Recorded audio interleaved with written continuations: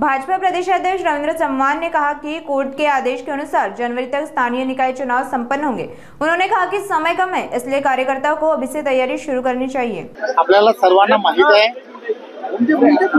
की स्थानिक स्वराज्य संस्थांच्या ज्या निवडणुका आहेत त्या माननीय हायकोर्टाने सरकारला असे निर्देश केलेले आहेत, निवडणूक आयोगाला आहे तसे निर्देश केले आहेत की जानेवारी महिन्याच्या आत या सर्व निवडणुका झाल्या पाहिजेत। तर जानेवारी महिन्याच्या आत जर निवडणुका होणार असं ज्यावेळेला लक्षात येतं त्यावेळेला आचारसंहिता आणि ह्या सगळ्या गोष्टी लक्षात घेतात 1.5 ते 2 महिन्यामध्ये निवडणुकांना सामोरं जावं लागेल। निवडणुकांना जर सामोरं जायचं असेल तर आपल्याला सर्वांना माहित आहे की दिवाळी तोंडावर आहे, त्यामुळे हा सण असल्यामुळे कार्यकर्ते हे सणाच्या मूडमध्ये मोठ्या प्रमाणात असतात। बरेच जण सुट्ट्या असल्यामुळे बाहेरगावी निघून जातात आणि मग अशा वेळेला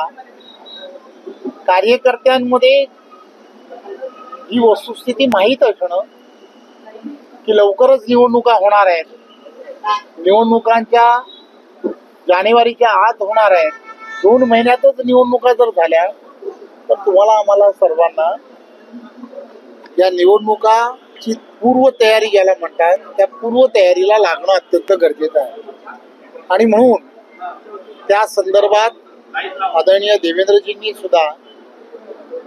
3 दिवस संपूर्ण महाराष्ट्राचा दौरा केला आणि या दौऱ्यामध्ये कार्यकर्त्यांना या सर्व विषयाची स्पष्टता दिली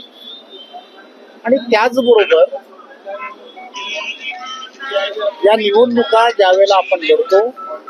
त्यावेळेला त्या ठिकाणची असणारी आरक्षण जे आहे या आरक्षणांचा पण विचार ज्यावेळेला आपण करतो त्यावेळेला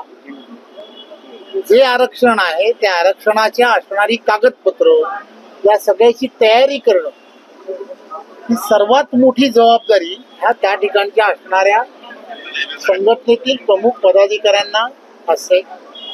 त्यामुळे कागदपत्रांच्या पूर्ततेसाठी त्या ठिकाणी उमेदवार कोण असावा किंवा उमेदवाराची चाचपणी करणे ह्या सगळ्या गोष्टी फार किचकट लेंदी अशी ती प्रोसिजर असते, त्याची आपल्या सर्वांना कल्पना आहे। त्यामुळे भारतीय जनता पार्टी या सगळ्या गोष्टीमध्ये निवडणूक त्या ठिकाणची असणारी निवडणूक हाताळणारी अशी एक कमिटी तयार करते। त्या कमिटीची नावं जे आपण सर्वांनी लवकरात लवकर तयार करा। त्या ठिकाणचे असणारे जे निवडणुकीसाठी प्रलंबित असणारे काही विषय असू शकतात, आचारसंहिता लवकरच येणार आहे, त्यामुळे या सगळ्या गोष्टी तुम्हाला लवकरात लवकर ते पूर्ण करणं हे अत्यंत गरजेचं आहे। आणि म्हणून मग त्या ठिकाणच्या असणाऱ्या जिल्हाध्यक्ष असतील या सगळ्यांची आणि प्रमुख पदाधिकाऱ्यांची सर्व महाराष्ट्रभर भारतीय जनता पार्टी म्हणून सर्व ठिकाणी बैठका निधन झालेलं आहे त्या संदर्भात मी आता या बैठक खरं म्हणजे पूर्ण महाराष्ट्रातून म्हणजे ठाणा बांध्यापासून पूर्ण पालघर पर्यंत जे असणारे कार्यकर्ते या ठिकाणी आले होते, त्यामुळे